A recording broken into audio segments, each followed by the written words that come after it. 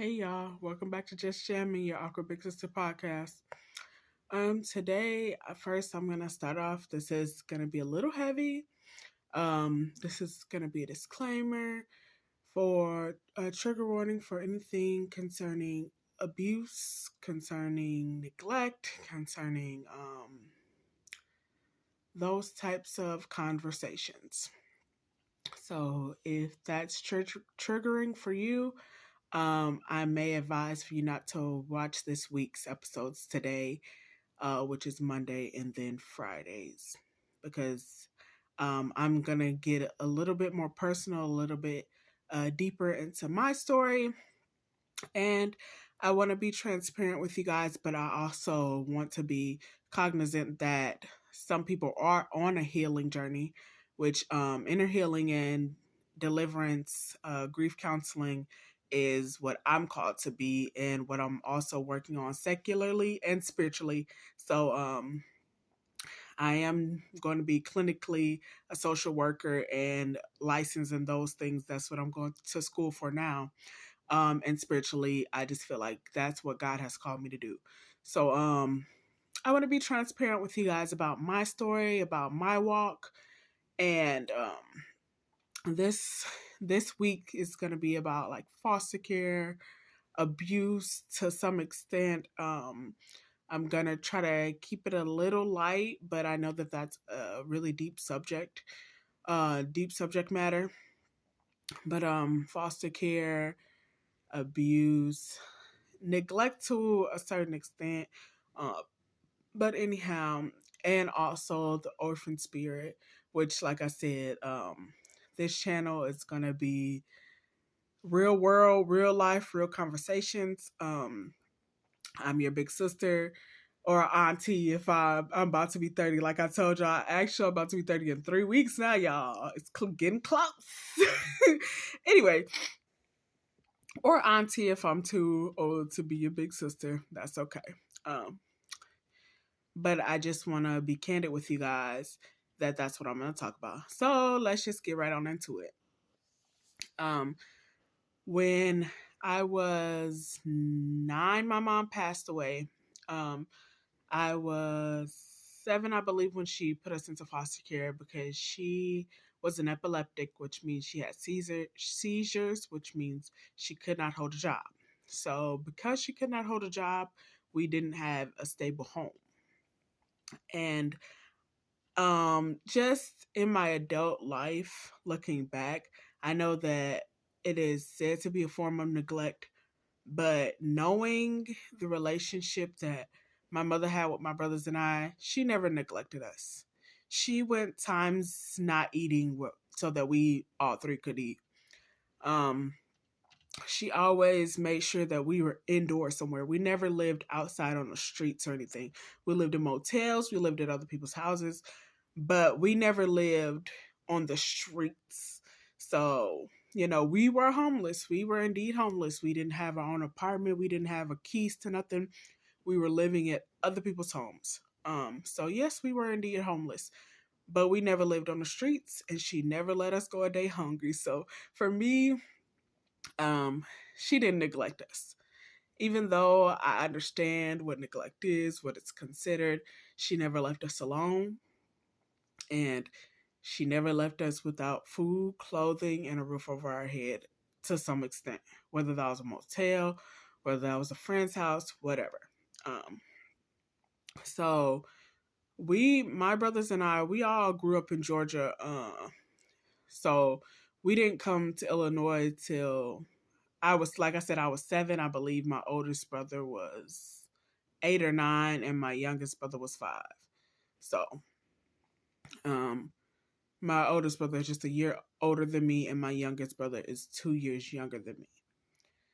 So anyway,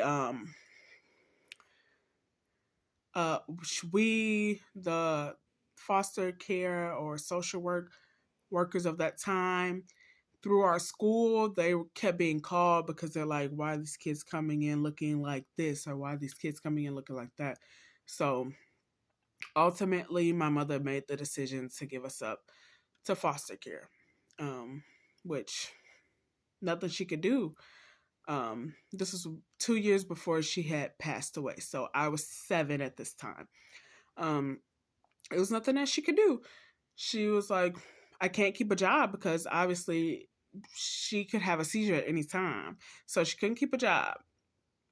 Also, I try to keep my videos to 10 minutes just so that I won't become long winded. But in videos that I think that I'm helping heal or helping somebody through telling my story, it may end up being a little longer. So just bear that in mind.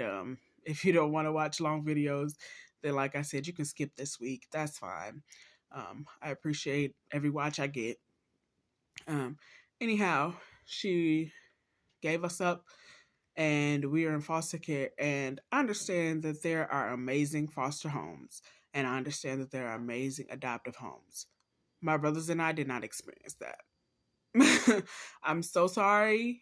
And I'm not talking down on the foster care system because I wanted to be a social worker before like God instilled in me inner healing and deliverance and grief counseling. That's what I wanted to do because I know that the system, because sometimes fall, children can fall through the cracks, and that's not their fault. Anyway, so foster care was pure hell for my brothers and I. There was so much abuse, so much misuse, so much. It was like, why take a child away from their parents where you deem them being neglected to put them in a situation where it's much worse mentally, emotionally, physically abusive, just outright abuse of these children. And it wasn't right. Um, so it's like, why take a child away from their parents to bring them into this type of situation, you know? So, I will tell you all, I guarded my little, like my oldest brother, he did some things to get kicked out of our foster home. So it was just me and my little brother, until my grandmother adopted all three of us. Anyway, my oldest brother did some things to get kicked out, so he was already separated from us. But I will tell you all, I guarded my little brother with my life. Nobody could touch him. Nobody could come near him. I made sure of that. Um, so no matter what happened to me, I guarded my little brother. I took care of my little brother as if he was my child.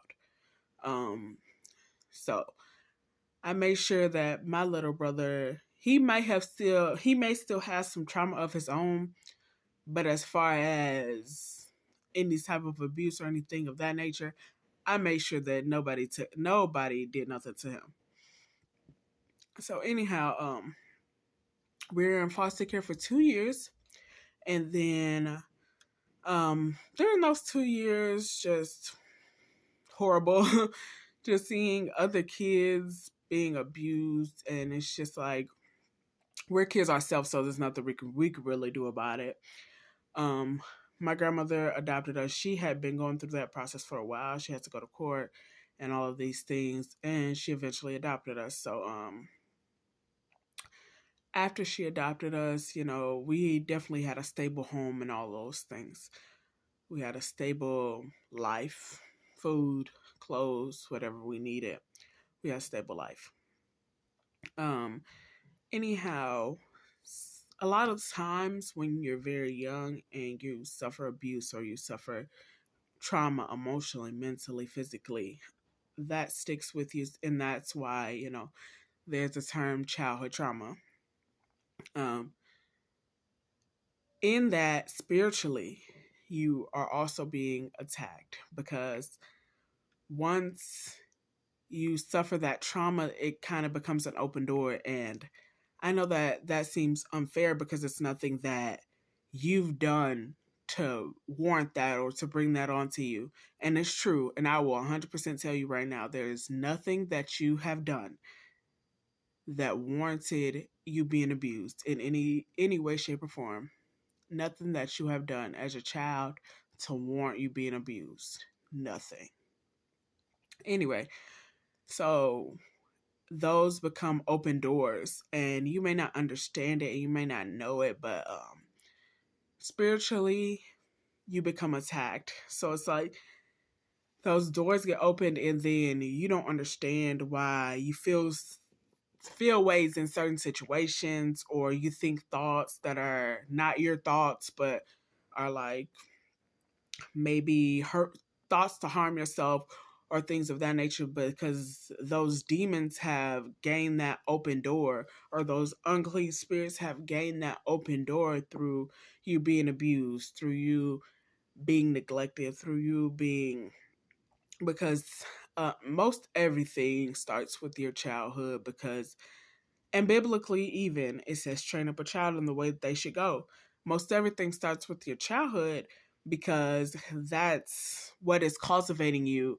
By the time you get 15, 16, 17, and you know a little bit about the world, but you had to suffer through so much as a child, um those things are kind of instilled in you. So in some instances, you're like, oh, that's just who I am. You take it on as a character trait, not knowing that those aren't character traits.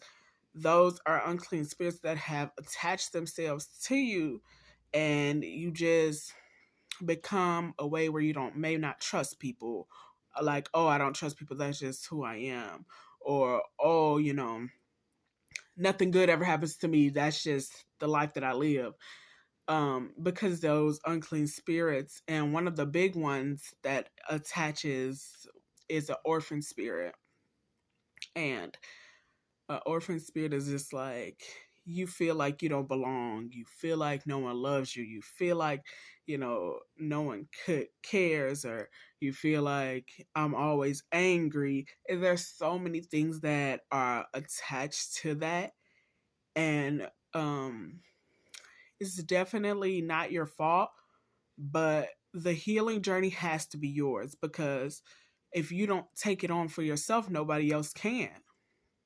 You have to say, today I'm breaking free of always being angry. Today I'm breaking free of nothing ever happening good for me. Today I'm breaking free of, whatever your fill in the blank is for you.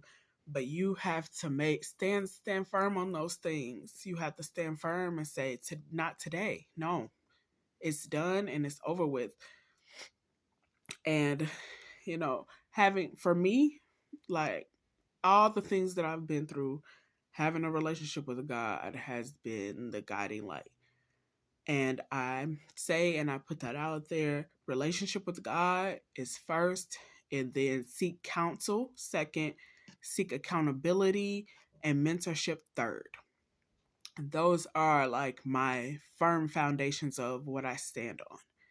Anyhow, like I told y'all, I got a little long-winded, but on Friday, I want to come back and delve more into the orphan spirit and give you all some scripture and give you all some encouragement and hopefully give you all some healing tips that will help you walk through those things.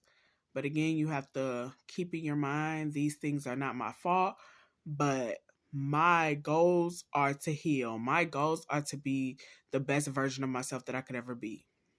Thank you guys for watching. I know this may have been a heavy one for you all, and like I said, if this week is too heavy, maybe take it piece by piece. Bye bye.